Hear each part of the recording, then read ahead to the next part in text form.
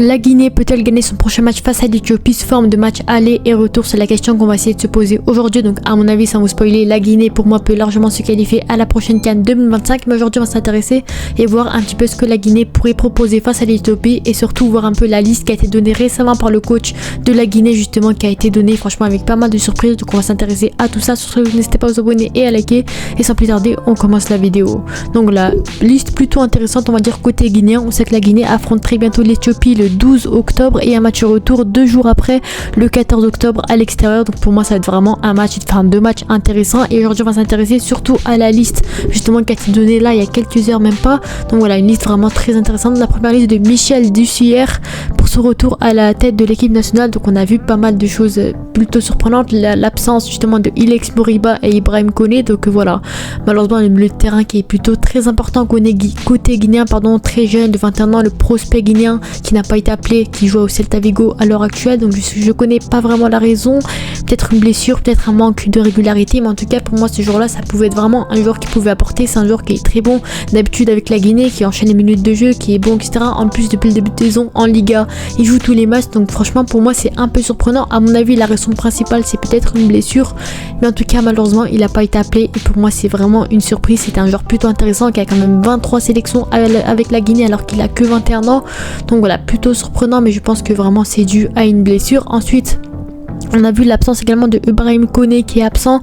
Donc voilà, également ça c'est assez surprenant. Après il a 34 ans, il joue en Ligue 2, donc c'est plutôt compréhensible on va dire. C'est un gardien de but également à mon avis. Voilà, après les gardiens de but ils sont habitués à jouer très âgés. 34 ans c'est pas très âgé non plus pour un gardien de but, mais quand même c'est assez surprenant le fait que le gardien numéro 1 ne soit pas présent justement dans cette liste. Après voilà, peut-être qu'il a un manque de régularité. C'est un gardien qui a pas mal de cap avec la Guinée, 27 matchs c'est pas énorme non plus. C'est pas un gardien qui a vraiment marqué l'histoire de la Guinée, mais c'est quand même un gardien qui connaît plutôt bien la Guinée et c'est plutôt surprenant le fait qu'il n'ait pas été appelé également.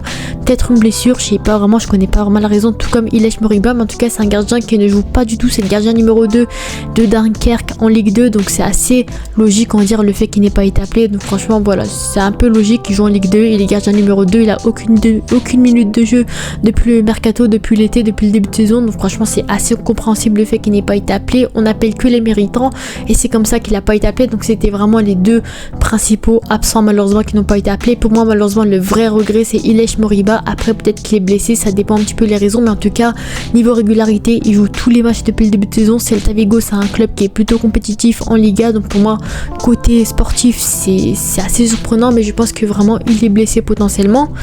Ensuite également les premières sélections pour Agasimba avec l'équipe A, donc ça c'est vraiment très intéressant pour lui. Pourtant c'est un joueur qui ne joue pas dans un championnat très connu, en première division Chypre, pour vous dire à quel point c'est vraiment un championnat perdu sans manquer de respect. En tout cas Agasimba c'est vraiment une pépite intéressante de que 21 ans, voilà, qui est buteur 1m82. C'est un joueur qui joue avec les U23 de la Guinée de base, qui est plutôt intéressant. 9 matchs pour 3 buts, c'est plutôt intéressant pour un numéro 9. C'est un joueur qui a joué également les Jeux Olympiques avec la Guinée. C'est un joueur qui est plutôt attendu côté guinéen, le futur potentiel, futur Serhou Guirassy potentiellement de la Guinée, sans, voilà, en caricaturant entre guillemets. C'est un joueur qui est plutôt polyvalent, il joue ailier gauche, il joue milieu offensif, un deuxième attaquant, mais surtout c'est un avant-centre, donc peut-être qu'il va concurrencer, il va être dans la rotation de Serhou Guirassy potentiellement.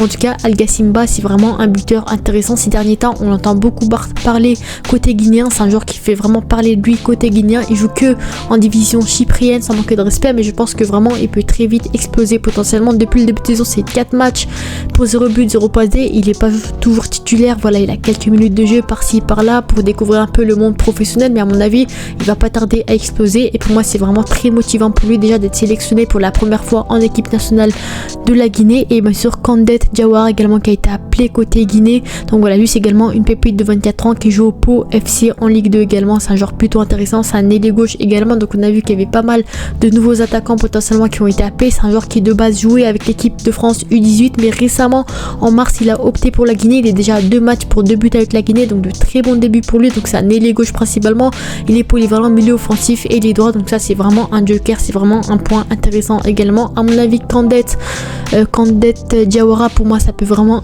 être vraiment un joueur qui peut apporter. C'est un joueur qui peut encore progresser également, il a que 24 ans, donc c'est un potentiel plutôt plutôt intéressant. Donc voilà, il est passé par pas mal de clubs, également la première division chyprienne, notamment le club, il me semble que c'est le club également de Al Gassimba. En tout cas voilà, c'est un joueur qui est parti de rien du tout, du RC Lens B, il est passé en Chypre, etc.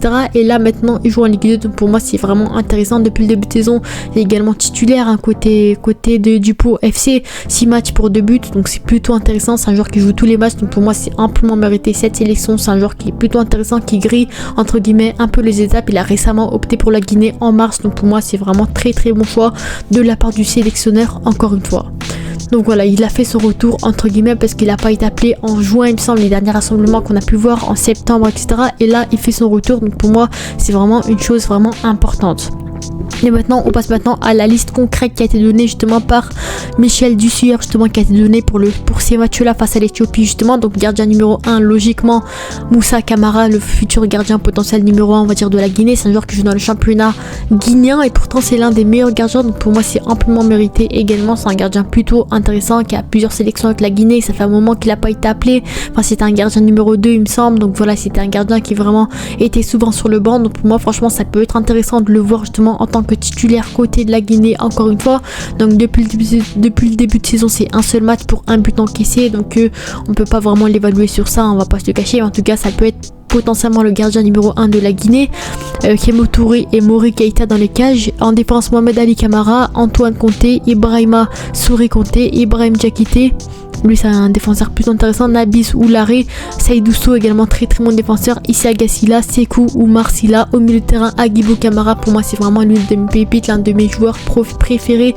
Je vais pas vous le cacher que pour moi c'est vraiment le joueur à surveiller côté Guinée. Il a que 23 ans, c'est vraiment une pépite intéressante. Il joue à l'heure actuelle en première division de Bulgarie, il me semble, voici ça, à Ludo Goretz. Donc il me semble que ça joue l'Europa League, ça, mais en tout cas voilà, c'est pas un club de fou, mais c'est vraiment un joueur de fou pour le coup. Voilà, il a plusieurs sélections avec la Guinée depuis le 2019. Il a que 23 ans pourtant, hein. Donc il a 33 sélections pour 6 buts, donc c'est vraiment un joueur qui fait vraiment la différence côté de la Guinée. Donc voilà, il est plutôt polyvalent, milieu offensif, milieu central et il est droit, donc c'est un joueur plutôt polyvalent qui est souvent titulaire avec la Guinée. Pour moi c'est vraiment une très belle sélection. Depuis le début de saison, lui c'est 7 matchs pour 0 but, 0 passe D. Après bien sûr il faut lui laisser du temps de s'adapter un peu au championnat, s'adapter un petit peu au climat du club, parce que franchement à l'Olympiakos c'était vraiment un joueur de foot. Pour moi franchement j'ai hâte de voir ce qu'il pourrait proposer avec son nouveau club potentiellement.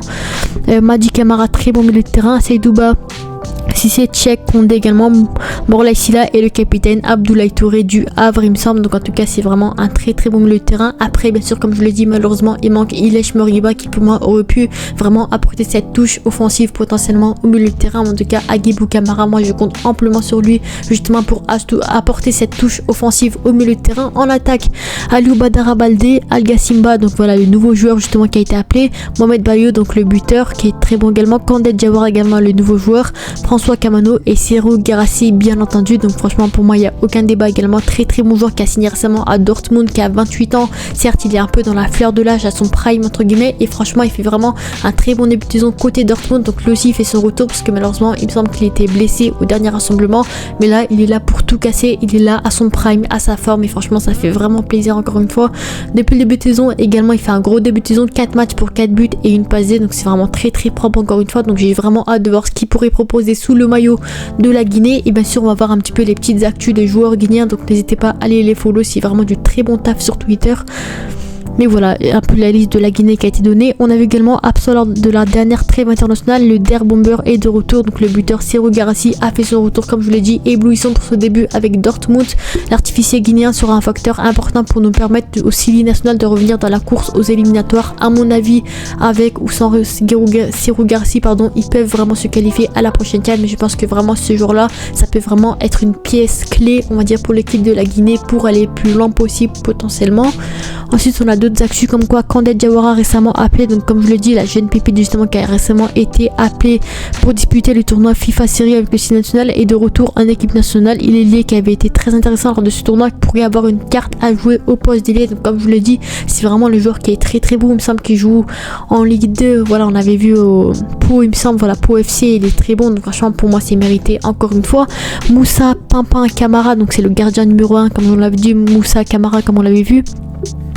entame une nouvelle ère en tant que gardien numéro 1 au poste de gardien de but.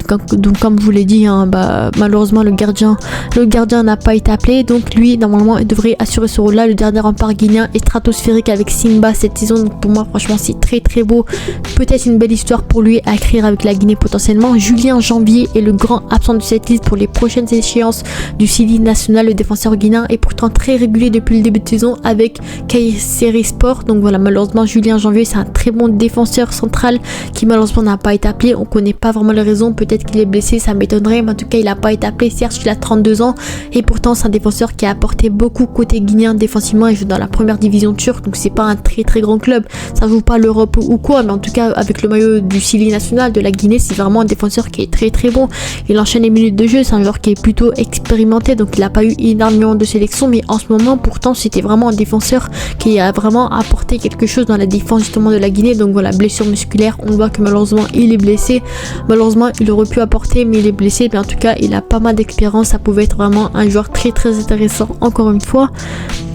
Et voilà, c'était un peu les informations qu'on a eu sur la Guinée en ce moment. Donc on a vu voilà, Seydoussou qui a récemment fait un match très très intéressant également contre Marseille, donc ça c'est vraiment important également, avec Strasbourg également pas mal de choses. Voilà, quelques news on va dire, Mohamed Bayo etc, quelques news on va dire côté guinéen. Donc n'hésitez pas à me donner vos avis en commentaire. Pour moi franchement c'est une très belle liste à mon avis, sans manquer de respect à l'Éthiopie. La Guinée peut largement éclater l'Éthiopie, pour moi ils ont largement les moyens qu'il faut, ils ont largement les joueurs qu'il faut, et sur ce pour moi j'ai amplement confiance à cette équipe du Sili national potentiellement.